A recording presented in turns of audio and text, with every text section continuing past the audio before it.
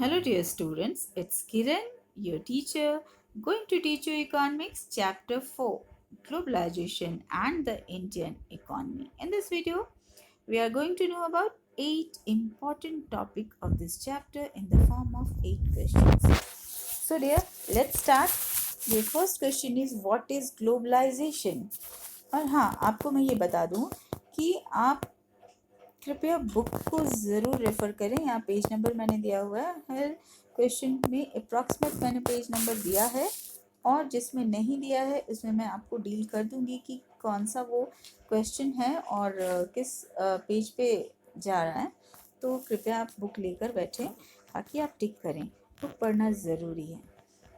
अब यहाँ पे मैं बता दूँ व्हाट इज़ ग्लोबलाइजेशन। ग्लोबलाइजेशन है क्या? तो ग्लोबलाइजेशन जो है सिंपली एक प्रोसेस है interaction and integration among people, companies and government worldwide. Simply globalization की बात हम करें तो हम लोग बात कर लेते हैं। सपोज करो ये इंडिया है, यहाँ मैंने एक छोटा सा आई बना दिया। इंडिया जो है इंटरेक्ट कर रहा है रशिया के साथ, अमेरिका के साथ। यहाँ मैं फर्स्ट लेटर ले रही हूँ, ठीक है। बी फॉर ब्रिटेन के साथ, एफ फॉर फ्रांस के साथ, और कुछ भी ले लो, एस फॉर श्रीलंका। और ज़्यादा नहीं ले रही हूँ क्योंकि उतना स्पेस भी नहीं है, बट हाँ। और चाइना को तो अभी काट ही सकते हैं क्योंकि चाइना के साथ हमारे रिश्ते थे ग्लोबलाइजेशन वाले, ट्रेड वाले, लेकिन अभी नहीं है। ड्यूरिंग दिस लॉकडाउन बहुत सारी घटनाएं घटी हैं। तो आपको मैं यहाँ इसलिए मैंने ये डायग्राम बनाया सिर्फ इंटरैक्शन और इंटीग्रेशन समझाने के लिए। इंटरैक्शन दैट मीन इंडिया भी अपने सामान को रशिया भेजता है, रशिया की भी कुछ चीज़ लेता है हमसे, अमेरिका से हम कुछ लेते हैं, अमेरिका भी हमसे कुछ लेता है। अब कौन क्या लेता है इतना मैं डिटेल इसमें नहीं दे रही हूँ क्योंकि सिर्फ मुझे ग्लोबलाइजेशन समझाना है। और ग्लोबलाइजेशन में आप सिंपली ये समझो कि इंटरैक्शन का मतलब होता है जो दोनों तरफ से हो, ठीक है। तो जितने भी कंट्रीज़ को मैंने यहाँ लगाया है इन सबसे हमारे रिश्ते हैं, और ये मैंने कर दिया सर्कल। सर्कल का मतलब है इंटीग्रेट हो गए, ये सारे लोग एक साथ हैं। ये सारे लोग एक साथ होकर क्या कर रहे हैं? तो अपने कल्चर को दे रहे हैं एक दूसरे के साथ, अपना ट्रेड कर रहे हैं। That mean import export, culture, traditions, या फिर अपने जो क्यूजीन्स होते हैं, खाने पीने की चीज़ होती हैं, क्लोथिंग होती है, बहुत सारा ड्रेसेस भी जो है आप आदान प्रदान होता है। जैसे हम कुछ दूसरे जगह की चीज़ों को अडॉप्ट करते हैं तो बाहर के लोग भी हमारी चीज़ों को बहुत अच्छे से अडॉप्ट करते हैं। तो ये जो डायग्राम मैंने बनाया है, ये बनाकर मैंने सिर्फ समझाया है, ये है इंटरैक्शन, यानी दोनों तरफ से हो रहा है। और जितने लोगों के साथ हो रहा है हम आपस में मिल गए हैं, इंटीग्रेट हो गए हैं, ठीक है। और चाइना अभी बाहर है क्योंकि इनके साथ हमारा ट्रेड नहीं है, अभी बंद है। Okay, so next question. और मैं आपको ये बताऊं कि नेक्स्ट क्वेश्चन भी उसी को रिफ्लेक्ट कर रहा है, बस मैंने इसको थोड़ा सा एक्सप्लेन किया है। एज आई टोल्ड यू कि एक टॉपिक्स है तो थोड़े बड़े आपको लग सकते हैं, लेकिन हाँ इसके शॉर्टर फॉर्म मैं दूंगी शायद नेक्स्ट वीडियो या उसके बाद वाले। ऑलमोस्ट मेरा ये टारगेट है कि ये चैप्टर मैं 3 वीडियोस में कंप्लीट कर दूँ। ये आपका पहला वीडियो है, तो 2 और ऐसे वीडियोस दूंगी जिसमें मैं ऑलमोस्ट एफएक्यूज और जितनी चीज़ें कवर करने की कोशिश करूँगी। तो अब मैं आपको बता दूं कि फीचर्स क्या हैं। तो फीचर्स है ग्लोबलाइजेशन के, इसको आप देख लेना पेज नंबर 61 एंड 62 दोनों पे। यहाँ पे 55 एंड 61 है, ठीक है। 55 to 61 नहीं है। तो आप यहाँ देखो ये फीचर्स कौन से हैं। These are the key features of globalization. पहली चीज़ आप देखना, यहीं से आप मैच कर लोगे इंटरैक्शन और इंटीग्रेशन, जिसमें सबका होता है, वहीं से आप देख लेना। All societies have become interconnected internationally. यहाँ पे मैंने वर्ल्ड वाइड दिया है और यहाँ मैंने इंटरनेशनली दे दिया है। यहाँ पर इंटरकनेक्टेड वर्ड में ये दोनों चीज ही शामिल है, इंटरेक्शन और इंटीग्रेशन। ओके, थोड़ा क्लियर करते चलूँ ताकि आप बहुत इजीली लिख पाओ। और इस तरीके से नेक्स्ट पॉइंट है economic integrations with global media system which create a global culture and global market।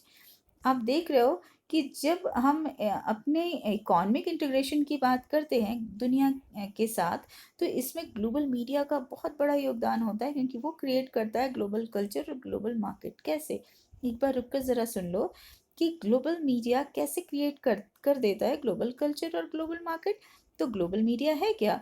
हमारी जो मीडिया है वो दूसरी कंट्रीज़ में जाती हैं और दूसरी कंट्रीज़ की मीडिया जो हमारी कंट्रीज़ में आती हैं वो हमारी जानकारी ले जाती हैं और हमारी मीडिया उनकी जानकारी लाती हैं, उनके कल्चर, उनके ट्रेड, उनके ट्रेडिशंस को लाती हैं और उनकी मीडिया हमारे यहाँ से हमारी चीज़ ले जाती हैं।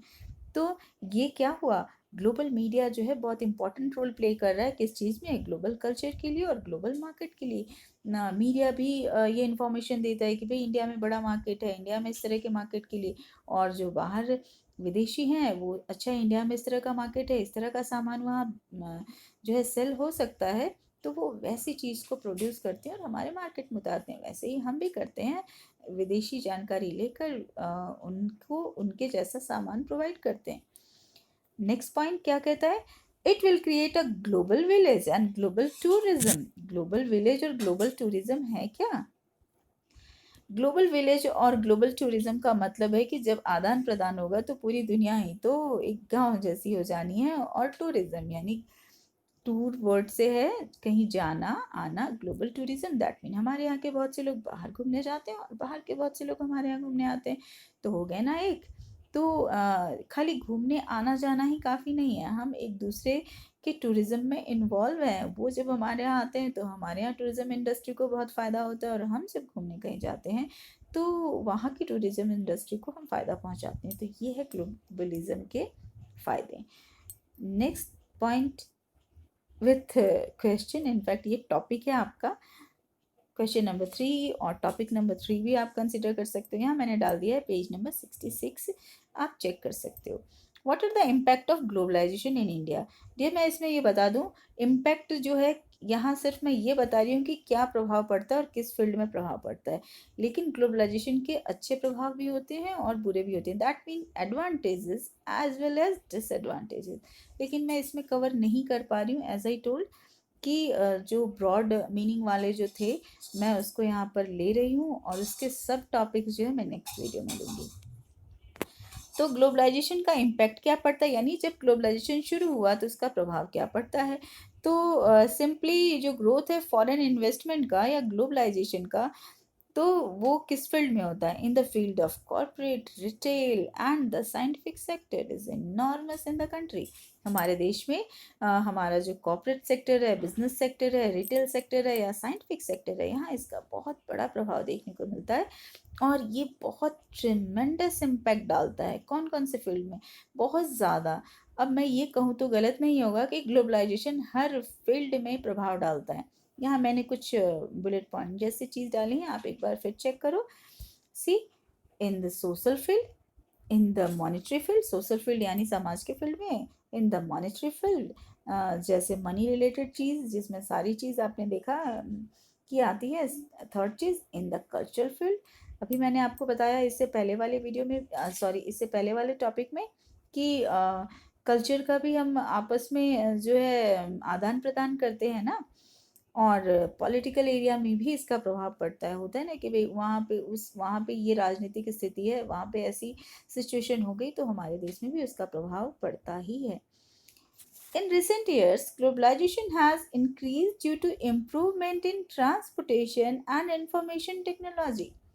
रिसेंट ईयर्स में बहुत ज़्यादा इम्प्रूवमेंट आ गया है। क्यों? ये दो फैक्टर्स हैं डियर, ठीक है।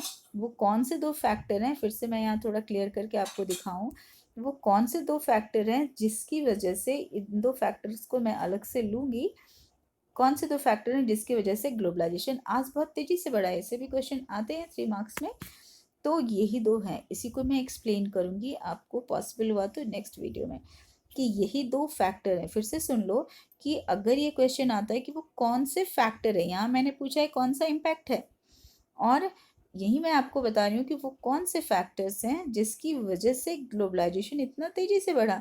तो बस ये दो इम्पॉर्टेंट है, वैसे और भी फैक्टर्स हैं, ओवरसीज़ के रूल्स हैं, लेकिन उनके बारे में भी बात होनी चाहिए, लेकिन आपके कोर्स में बस इतना ही है। तो ये ट्रांसपोर्टेशन और इन्फॉर्मेशन की चर्चा हम करें, जब आप पेज 66 पे जाओगे तो वहाँ देखोगे दो ही इम्पॉर्टेंट टॉपिक वहाँ दिया गया है। तो देखती हूँ मैं इससे थोड़ा ज़्यादा एलिब्रेट करती हूँ कि इतने ही पे छोड़ देती हूँ। तो अब इतना ही इस क्वेश्चन के लिए। Next question as well as your next topic, ये जो क्वेश्चन मैं बता रही हूँ ये अलग से टॉपिक नहीं है, लेकिन मैं आपको बता देती हूँ कि कहाँ पे आपको ये मिल जाएगा। तो ये आप पेज नंबर 70 में देख लेना, यहाँ पे शायद मैं लिखना भूल गई हूँ। तो आपको मैं बता दूं पेज नंबर 70 एनसीईआरटी का है ये। और ये जो है टॉपिक पेज 70 पे क्या आपको मिल जाएगा, the struggle for a fair globalization. उसमें जब आप चेक करोगे ना तो ये टॉपिक आपको मिल जाएगा वहाँ पे। तो मैंने यहाँ एक क्वेश्चन में ही इसको कन्वर्ट कर दिया है, what is the role of government in fair globalization. यानी सही रूप में ग्लोबलाइजेशन को कैसे गवर्नमेंट लागू कर सकती है, गवर्नमेंट का क्या रोल हो सकता है या क्या रोल होना चाहिए। तो जैसे मैं बता चुकी हूँ डियर, हर अच्छे चीज़ का कुछ बुरा पहलू भी होता है। तो ग्लोबलाइजेशन का भी बहुत बुरा प्रभाव भी हमारे यहाँ पड़ा है, उस पर अभी नहीं डिस्कस कर रही हूँ। तो वो भी हम देखेंगे। तो यहाँ पर ग्लोबलाइजेशन का बुरा प्रभाव ना पड़े इसके लिए गवर्नमेंट को क्या करना चाहिए, ऐसे ही इसको समझो आप। यानी ग्लोबलाइजेशन जब आप बुला रहे हो तो हमारी गवर्नमेंट को क्या करना चाहिए। तो पहली चीज़ मैं बता रही हूँ, पहले यहाँ से आप देख लो, ये आपका आंसर है। The government plays major role in ensuring a fair globalization in India. First is its policies must protect the interest not only the rich and the powerful but all the people in the country। यानी इसकी policy, government की policy ऐसी होनी चाहिए कि वो सभी को बचाए। उसमें चाहे वो रिच हो या पावरफुल हो या फिर पुअर हो, हर किसी को आप उसमें देखें और उसके बाद करें। सेकंड पॉइंट है, the government can ensure that labour law are properly implemented and workers get their right. और इस तरह से ध्यान देना ये चाहिए गवर्नमेंट को कि वो इंश्योर करे लेबर लॉ कैसे प्रॉपर हो रहा है, ताकि वो प्रॉपरली वर्क करे और वो अपने सारे अधिकार जो है, यानी वर्कर्स को उनके अधिकार मिले। ऐसा ना हो कि ग्लोबलाइजेशन की वजह से उनकी नौकरी पे खतरा हो, जो कि होता है। उसके डिमेरिट्स में मैं बताऊंगी कि क्या क्या प्रॉब्लम्स आ रही हैं ग्लोबलाइजेशन की वजह से, क्योंकि वो गवर्नमेंट भी बहुत सख्ती कई बार नहीं कर पा रही है, उसकी भी वजह हम जानेंगे। अब ये बहुत इंपॉर्टेंट चीज़ है, ये आप देख लो, ये पेज नंबर 65 पे आपको एनसीईआरटी पे मिल जाना है। What are the functions of WTO. वहीं से मैंने लिया है, लेकिन मैंने उसको पॉइंट में कन्वर्ट कर दिया है। मेरा ये मानना है कि आप पॉइंट में ज़रूर ही लर्न करो, स्पेशली एसएसटी के लिए तो डेफिनेटली। अब मैं आपको बता दूं इट्स मेन फंक्शन क्या क्या है। तो पहला फंक्शन है, डब्ल्यूटीओ है क्या, तो world trade organization. Okay, in fact मैं आपको ये बता दूं ग्लोबलाइजेशन बिना डब्ल्यूटीए के नहीं होता। वर्ल्ड ट्रेड ऑर्गेनाइजेशन जो है ग्लोबलाइजेशन पर पूरी नज़र रखता है कि कैसे हो रहा है, क्या हो रहा है, किसके साथ एसोसिएशन है, क्या नेगोशिएशन चल रहा है। तो पहला पॉइंट ही आपको है एडमिनिस्ट्रेटिंग डब्ल्यूटीओ ट्रेड एग्रीमेंट्स। किसका ट्रेड एग्रीमेंट्स, तो ग्लोबलाइजेशन का। ठीक है, यानी जैसे दो देशों के बीच में कोई ट्रेड के एग्रीमेंट होते हैं कि भाई हमारे देश से आपके यहाँ इतना सामान जाएगा, इतने रेट पे जाएगा, इतना टैक्स पे होगा, तो ये सारी चीज़ ना प्री डिफाइंड होते हैं एग्रीमेंट में। Okay, second point is that providing a forum for trade negotiation. यानी कि एक मंच प्रदान करता है, फोरम प्रदान करता है, कौन, डब्ल्यूटीओ ट्रेड नेगोशिएशन के लिए। अब मैं इसके लिए एक एग्जांपल आपको पुट करूं, जैसे कि मैंने आपको बताया कि चाइना के साथ अभी हमारा ट्रेड नहीं हो रहा है, अभी नहीं हो रहा है, लेकिन हो सकता है कि फ्यूचर में हो। तो फ्यूचर में होगा तो कौन होगा, वो मीडिएटर, वो फोरम प्रदान करने वाला, तो डब्ल्यूटीए। डब्ल्यूटीए की नज़र इस पे, डब्ल्यूटीए को ये पता चल चुका है कि भाई इंडिया के साथ चाइना का ट्रेड नहीं हो रहा है, नेक्स्ट ट्रेड जब भी अब होगा तो ये निगोशिएशन किसके थ्रू होगा, तो डब्ल्यूटीए ही है वो जिसके थ्रू ये निगोशिएशन होगा। निगोशिएशन यानी बार्गेन भी हम कह सकते हैं। होता है ना कि नहीं ये काम होगा तो हम नहीं कर सकते हैं, वो काम होगा तो बीच की चीज़। इसको मैं अगर लोकल बोलचाल की भाषा में समझाऊँ तो जैसे आप वेजिटेबल लेने गए, वेजिटेबल वाले ने बोला कि 10 रुपीज़ केजी कोई भी चीज़ है, सपोज करो मैं यहाँ पोटैटो बोल रही हूँ जो कि है नहीं, तो आप बोलते हो नहीं भाई मुझे तो 8 रुपीज़ केजी ही दे दो। वो कहता नहीं नहीं ऐसा नहीं होगा, मैं तो 9 रुपीज़ दे दूंगा, लेना है तो लो नहीं तो जाओ। तो आप क्या करते हो, आपने तो 8 कहा था, उन्होंने 10 कहा था, बट अब वो थोड़ा नीचे आ गया, तो अब आपकी बारी है कि आप थोड़ा ऊपर उठ जाओ। ऐसा नहीं एकदम जिद पे रहोगे कि नहीं मुझे तो 8 पे ही चाहिए, तो बहुत से ऐसे चांसेस होंगे कि आपको नहीं मिलेंगे। तो निगोशिएशन का मतलब होता है कि आपसी बातचीत से कोई ऐसी बीच की सहमति पे तैयार होना। अब चलो next point, handling trade disputes, trade disputes को हैंडल करना, यानी जो विवाद हो जाता है आपस में, उसको हैंडल करना। जैसे अभी मैंने बताया कि चाइना के साथ तो हमारा डिस्प्यूट हो चुका है, विवाद हो चुका है, तो ये हैंडल आगे भविष्य में कभी अगर उनके साथ ट्रेड होता है तो फिर वो कैसे होगा, जब तक ये ट्रेड डिस्प्यूट हल नहीं होगा ना, तब तक पॉसिबल नहीं है। Next is monitoring national trade policies, और साथ साथ नेशनल ट्रेड पॉलिसीज, यहाँ ध्यान देना, मैंने नेशनल ट्रेड पॉलिसीज को अंडरलाइन करना चाहा। नेशनल ट्रेड पॉलिसीज, सी WTA है तो वर्ल्ड ट्रेड ऑर्गेनाइजेशन, फिर वो नेशनल ट्रेड पॉलिसी में क्या कर रहा है, तो ध्यान से सुनो, नेशनल ट्रेड पॉलिसीज मतलब ये है कि वो दुनिया के हर वो देश जो इसमें शामिल है WTO में, तो वो उन देशों के अंदर की जो फॉरेन ट्रेड पॉलिसीज़ होती हैं उस पर वो नज़र रखता है। जैसे इंडिया क्या ट्रेड पॉलिसी फॉलो कर रहा है, या फिर अमेरिका कौन सा ट्रेड फॉलो करने वाला है, जापान कौन सा पॉलिसी रखा है, तो वो सारी चीज़ों को वो देखते हैं, ठीक है। और नेक्स्ट जो है, नेक्स्ट पॉइंट मैं आपको यहाँ बताऊँ, providing technical assistance. Providing technical assistance का मतलब ही है यहाँ कि वो कुछ ऐसी सपोर्ट भी करता है किसी तरह के ट्रेड में, या कुछ ऐसी परेशानी हो रही हो किसी भी कंट्री के बीच में, किसी दो कंट्री के बीच में, तो वो टेक्निकली सपोर्ट या असिस्टेंस भी प्रदान करता है। नेक्स्ट पॉइंट, ट्रेनिंग भी प्रोवाइड करता है डेवलपिंग कंट्रीज़ को, और वैसे जो जैसे हमारे जैसे जो डेवलपिंग कंट्रीज़ हैं उनको ट्रेनिंग भी प्रदान करता है कि कैसे आप डेवलप हो, कैसे आप वर्ल्ड ट्रेड में आगे आओ, कैसे आप ग्लोबलाइजेशन को प्रमोट करो।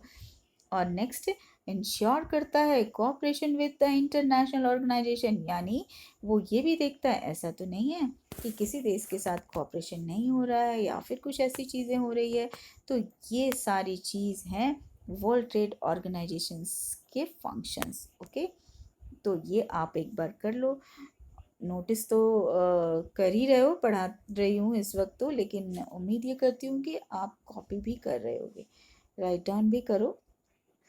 Next topic as well as your question, sixth question है, what is special economic zone, जिसको हम सेज कहते हैं, ठीक है, शॉर्ट फॉर्म ही ज़्यादा होता है बट मैंने यहाँ दे दिया ताकि आप कंफ्यूज ना हो। एंड इट्स फीचर, एक्चुअली ये मैंने पेज नंबर 67 से लिया है NCERT बुक का, आप वहाँ पर चेक करना। एक्चुअली ये इससे मैं दो क्वेश्चन ले रही हूँ, 6 और 7, और ये 6 और 7 क्वेश्चन जो हैं एक बॉक्स के फॉर्म में, आप वहाँ देखोगे ना तो वहाँ आपको दिखेगा, और आप ज़रूर देखो, देखोगे नहीं ज़रूर देख लो।